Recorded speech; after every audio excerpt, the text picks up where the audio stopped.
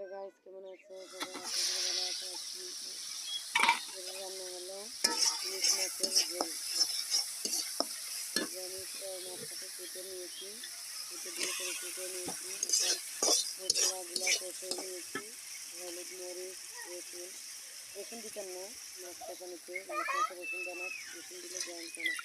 সবগুলো কষাইছি, কষাই দেখো মাছটা দিয়ে দিয়েছি, মাছটা তো ডিম হয়েছে, মাছের ডিমটাও দিয়ে দিয়েছি, সব কিছু দিয়ে দিয়েছি, ঝোলটা দিয়ে দিয়েছি। এই যে মাছ দিয়ে দিয়েছি, জল দিয়ে দিয়েছি, এটা একটু ভালো করে কষিয়ে নামিয়ে নিব, একবারে জল দিয়ে দিয়েছি। এই যে দেখো আমার তরকারিটা হয়ে গেছে, আরেকটা পাত্রে নামিয়ে ফেলেছি, এই পাত্রে হয়ে গেছে, এখন এই পাত্রে নামিয়ে ফেলেছি। এখন আমি এটা একটু বলক দিয়ে নিব। এই যে এরকম ঝোল রাখবো, যে পরিমাণ জল দিয়েছি তার থেকে অর্ধেক রেখেছি। এই ভিডিওটা যদি ভালো লাগে একবার লাইক, একটা শেয়ার, একটা সাবস্ক্রাইব করে দিও। এটা গরম ভাতের সাথে খুব মজা হয়।